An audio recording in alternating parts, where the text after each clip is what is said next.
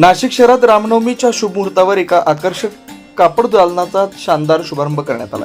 अहिल्यानगर इथं 1935 सालापासून ग्राहकांचा विश्वास संपादन करत तब्बल 91 वर्षांची यशस्वी परंपरा जपणारे कोहिनूर कापड दालन आता नाशिकमध्ये सुरू झालंय.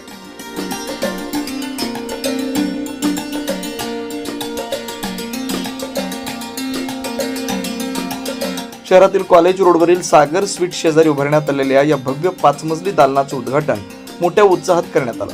गांधी परिवाराची 4थी पिढी असलेले संचालक अश्विन गांधी यांच्या पुढाकारातून हे दालन नाशिककरांच्या सेवेत दाखल झालं.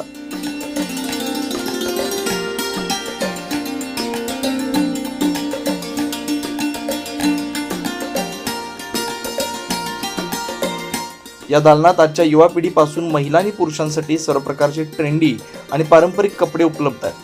Salwar, kurti, leggings, fashionable dress material तसेच लग्न समारंभासाठी लागणारे आकर्षक कपडे, डिझायनर साड्या, घागरा, चोळी, फॉर्मल शर्ट आणि टी शर्ट अशा विविध प्रकारांची मोठी रेंज इथं पाहायला मिळते. नमस्कार, मी अश्विन गांधी. कोहिनूर हे कापड दालन आज आम्ही रामनवमीच्या दिवशी नाशिकच्या कॉलेज रोड येथे आज त्याचा शुभारंभ केलेला आहे. कोहिनूर हे आमचं अहिल्यानगरचं 91 वर्ष जुनं ब्रँड आहे आणि 1935 रामनवमीच्या दिवशीच ह्याची स्थापना झालेली आहे. हा दालन आता आपण नाशिकला कॉलेज रोडला ओपन केलेला आहे आणि इथं आपण सर्व वुमन्स, मेन्स सगळ्यांसाठी प्रॉडक्ट्स ठेवलेले आहेत आणि प्रॉडक्ट रेंज पूर्ण आपण कवर करतो. रेग्युलर डेलीवेअर साड्यांपासनं, कुर्तीजपासनं, लेगिन्सपासनं, सलवार कमीजपासनं, ड्रेस मटेरियलपासनं, लेडीजसाठी आणि मेन्ससाठी 15 अधिक ब्रँड्स आपण एका रूफखाली घेऊन आलेलो आहोत. टेलरिंग सर्व्हिसेस आहेत, फॅब्रिकचं सिलेक्शन आहे, कॅज्युअल वेअर आहे, मेन्स वेअर आहे. तर ह्या हिशोबाने आपण पूर्ण रेंज इथं केटर करत आहोत. तर मी आपल्या सर्वांना आवर्जून निवेदन करतो की सगळ्यांनी यावं आणि आमच्या दालनाला भेट द्यावी आणि आमचा प्रोत्साहन वाढवा. धन्यवाद. भारतातील नामांकित ब्रँडचे कपडे एकाच ठिकाणी उपलब्ध करून देणारे हे दालन नाशिककरांसाठी खास आकर्षण ठरत आहे.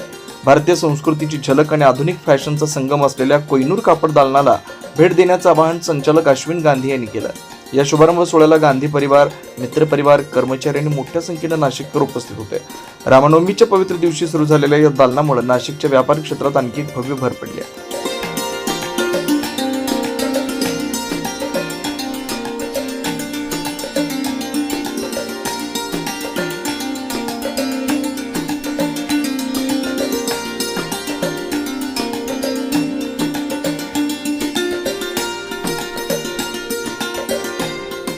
न्यूज महाराष्ट्रासाठी प्रतिनिधी अनिल केदारे, नाशिक.